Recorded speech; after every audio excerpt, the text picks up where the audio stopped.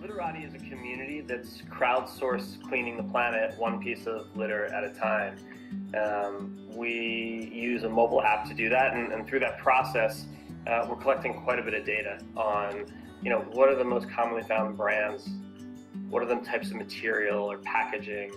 We're mapping problem areas and sort of understanding seasonal trends. And the whole idea is, we've got this massive global pandemic that impacts the economy and the environment, degrades communities and kills wildlife, and is now poisoning the food system. And to be perfectly clear, the way it works is it's not just people taking a picture of an entire area. People are photographing individual pieces of litter. So a Starbucks cup, a Marlboro cigarette, a Pepsi bottle cap, a Doritos bag, a Snickers wrapper.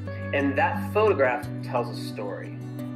Think about it, is that it tells who, what, where, and when. Every photograph, people are tagging, Starbucks or Snickers or Doritos. They each have a geotag, so we're able to map sort of the impact of this community.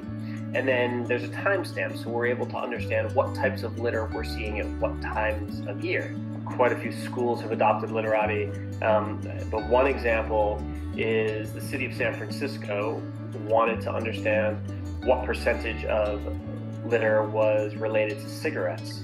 And so we worked with them and gave them data so that they could understand that percentage. And what had happened was, before we existed, they had used pencils and clipboards to collect this data. You're absolutely right. Social media is an amazing tool for people to work together and collaborate to help out our fellow humans.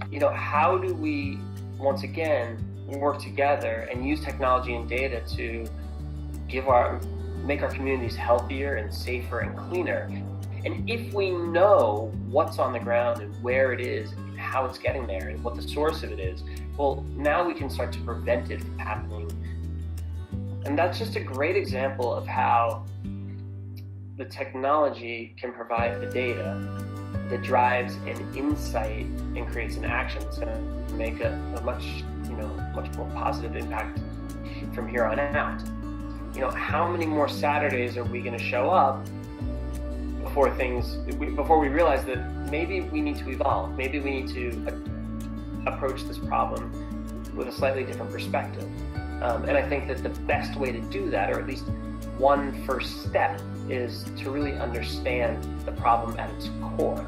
I talked about infrastructure and I talked about behavioral change. Well, the third pillar, if you will, is how do brands, who are the contributors of the material, how do they play a role in creating more sustainable packaging? Look, let's figure out a way to work with you so that you can go from being the villain in the story to the hero. We like to talk about a shared responsibility of all these different parties: schools educating our children, cities and waste companies emptying cans on time, and brands playing a responsible part in creating more sustainable packaging. Another thing is, I envision a world where all city governments have a dashboard of all the data of what's on their ground at any given point in time. What's possible? There's a couple answers, but I think one thing that's possible is really a global community working together to create a litter-free world.